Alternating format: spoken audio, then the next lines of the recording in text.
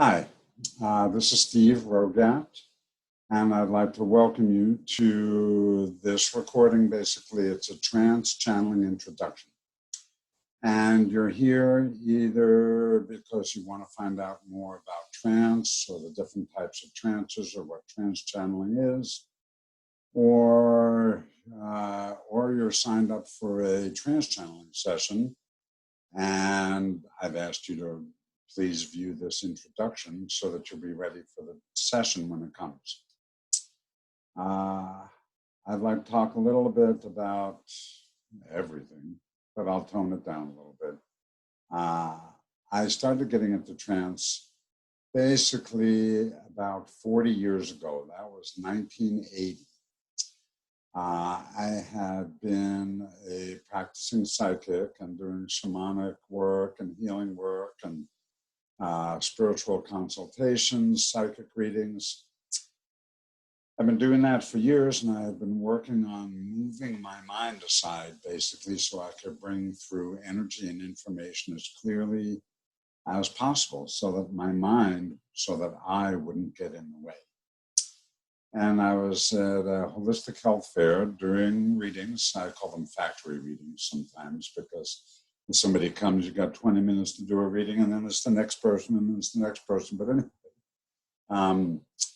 I was in the middle of a reading with someone. This chill came down my spine, and I said, "Hold on, lady, one of your guides wants to talk to you, and I've never done this before, but let's just do it." At that point, it felt like I took a back seat in my own mind. Actually, I was slightly out of my body. I was beside myself. Little joke there. But I felt like this different energy, different information, different personality came through me. And that was all very well and good, and it was a wonderful experience. But I shrugged my shoulders and said, well, that was nice. It was weird. Life goes on. Until a few months later, when the same thing happened again, different person, and also a different personality, different type of message came through me. And it scared the life out of me, I'll tell you, because if it happened once, I could just write it off as a quirk, as a coincidence, or whatever else. But since it happened the second time, it was a pattern. And being a pattern meant that it was going to happen again, and probably again and again if I were to continue to do my work. And I love doing my work, and I need to do my work, so it was going to keep happening. At that point also, I had a dream vision, what I call a dream vision, stronger than a dream, that I would be sitting in a circle of people channeling spirit for healing. And so I canceled my classes, I stopped taking clients, I moved to the mountains and did a yogi trip, and that's what I call it. I didn't have a physical teacher showing me how to go into trance intentionally and consciously. So I figured if I did whatever I could to get ready and to prepare myself, then it would have to be enough. So I did a lot of journal work and affirmations and positive thought and aerobic exercise and dieting and meditation and breath work and lucid dreaming or conscious dreaming. I did whatever I knew, whatever I had in my portfolio, I pulled it out and did it. At the end of 8 months, basically, I had a duplicate dream vision of sitting in a circle, channeling spirit for healing. So I formed a class, and I made a commitment to do channeling once a week until I got it down. So there were 6 people in the class, and only one showed up, and it was at his house, so he had to be there, right? So the first week, I channeled what I lovingly call Joe Schmo Dead Guy. Just a dead guy floating through the neighborhood, and said, oh, there's somebody who's a trance channel, and he wants somebody to talk through him, so I'll talk. Well, it wasn't exactly what I was looking for, and little did I know that it would lead to decades worth of ghost clearing or spirit releasement and helping earthbound ghosts onto the light or onto their ancestors to complete their journey here. Little did I know that that would lead to basically a book that Marcia, my wife, and I wrote together called Spirit Journeys. And online it's actually called Ghosts in the Mist. But it's about 25 years worth of helping spirits go onward. And short stories, but also teaching stories as far as how other people can do that themselves.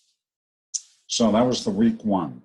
Week two, there were, let's see, a group from Orion wanted to speak to me. Orion. And this was 40 years ago. I had no idea about extraterrestrials. I could care less. Okay.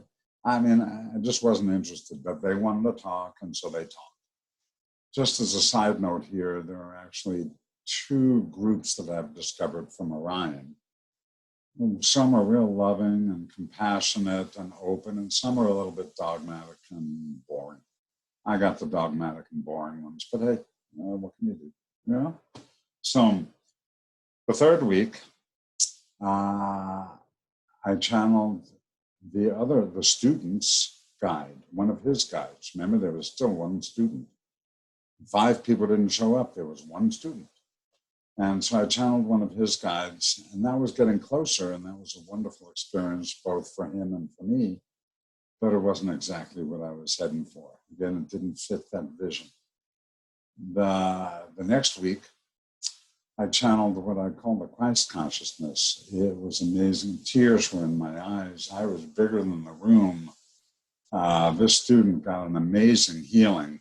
And I joke about it even now. I'm thinking maybe I should have charged him a little bit more for that class. But then the next week, I believe that's the 5th week we're talking about, a being by the name of Michael showed up and started talking through me. And the second that I heard him and felt him, I realized that he had been with me for years, helping me with my shamanic work, helping me with my readings and my healing work and whatever else. It was like coming home. I knew him. And I've been channeling him mostly off and on since.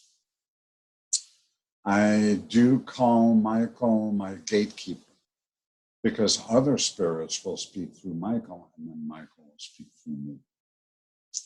That's one of the reasons I also call him a group soul. I actually know 3 other people that channel the same entity or the same being or the same personality. And I also call him a group soul because one of my other guides who I met several years after that was by the name of Alexander. And again, he'll speak through Michael, and Michael will speak through me. Interestingly enough, though, now Michael speaks with an accent. I think of it as Slavic or European or whatever else. I've tried to get rid of that accent so it's more understandable. But I don't have a whole lot of control. That's the object of going into trance. But if you hear a distinctly Irish accent, actually, I've been told it's Southern Irish, not Northern, but Southern. And that's what I've been told. Then it's Alexander. I've questioned them, asked them where they're from, what's it like, whatever else, and they won't let me know. I don't know if Michael's a separate entity or if he's a part of me or an archetype or a persona or my deeper and expanded self.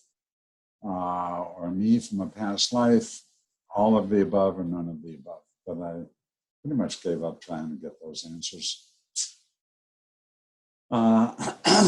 So as we're going along, if you're not understanding what's being said because of the accent or because of the words being used, you can ask my ground. Usually my ground is my wife, Marcia, but sometimes there's somebody else. If I'm out of town, then that person will be my ground or my physical gatekeeper. And if you're asked to ask me about something afterwards, then my ground or Marcia will write down a few words to remind you or to remind me that maybe we need to talk about something afterwards, rather than taking the time during the trance channeling session to address that. Now, I've been doing trance. At first, I could do it once a week. And I could do that. It spaced me out a little bit, but I could handle it. Then it was twice a week. Then it was 3 times a week, as long as it wasn't more than twice in a row. Then it was 4 times a week. Then it was 5. Then I started hitting the road and traveling doing it, and ended up in Sedona, Arizona, and did 12 trances in 3 days, and I quit for about 2 years. I did 3 group trances and about 9 individual trances, and I didn't know if I was coming or going.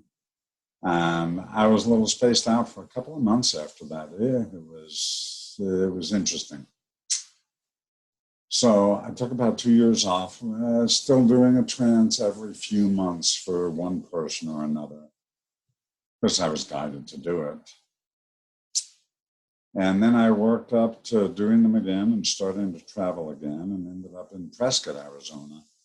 Did 14 trances in 3 days, and I quit for about 5 years, except for an occasional one every few months. I quit. And then I started up doing it again. And so then I started up doing it once a month, and sometimes twice a month or 3 times a month, sometimes once a week. And so now I do them in person, usually once a month. And now recently, because of the coronavirus, I started doing them online. And I'll be doing that once a month as well, even when in-person appointments or in-person sessions become feasible again. Then I'll probably be doing twice a month. And every now and then someone sponsors me, or I do a group. I do private groups for 4 or more people. But I'm going to continue to do it. So there are 2 types of mediums. There is one that's called an unconscious medium. And I believe Alice Bailey from the UK was an unconscious medium. Jane Roberts was an unconscious medium. She channeled Seth, who wrote Seth Speaks and also The Nature of Personal Reality. And perhaps the most famous unconscious medium of all was Edgar Cayce, the sleeping prophet, because he was asleep or unconscious. He wasn't aware of what was going on during trance. I'm the other type of trance medium for the most part, which is a conscious medium. So I'm aware of what's going on, although I say for the most part, because that's real variable these days. As time goes on, I'm becoming more and more of an unconscious medium.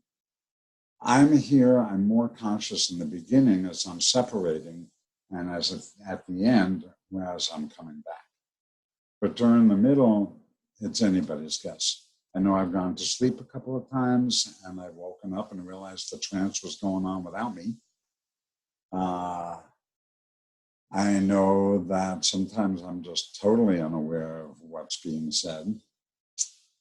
For all I know, I am asleep, but since I do a lot of wake and dream work and lucid dreaming, conscious dreaming, that I'm aware of what's going on while I'm asleep.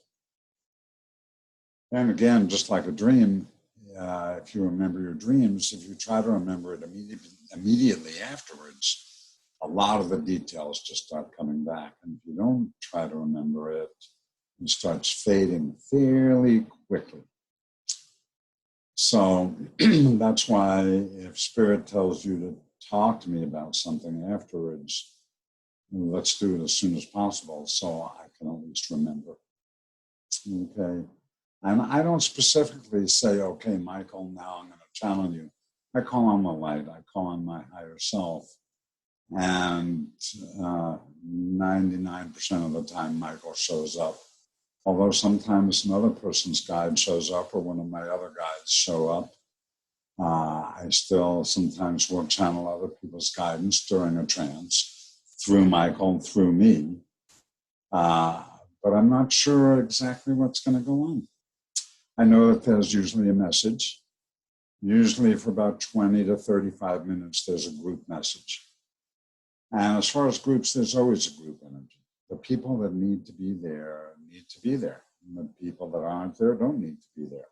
But that group energy, it's interesting because we can be speaking with one person and individuals at the same time. So usually there's a 20 to 35 minute message and then personal questions afterwards. Either people ask Spirit the personal questions, or sometimes Spirit will ask them a question of what their concern is. But I do know a couple of things. One, that half the questions that a person has or that people have are actually answered during the opening message. So pay attention during that opening message. Also, my experience is that when we're speaking with one person, it can relate to another 2 or 3 or more in the group, and that their question will get answered while I'm speaking with somebody else. So definitely pay attention. Also, sometimes there is a little bit of a sense of humor, and I'm not sure if it's mine or if it's Michael's or where that line is, that line. But I know that sometimes nothing is said without a reason. And it's not as bad as those Sufi jokes where you got to think about for 2 weeks and say, oh my God, that's what it was. It's not that bad. But pay attention. Also, again, because of the accent of what's being said, pay attention. If you don't understand something, ask. I also like to affirm people's free will and choices as far as anything goes, especially the future. Because the future's not here yet, it can change.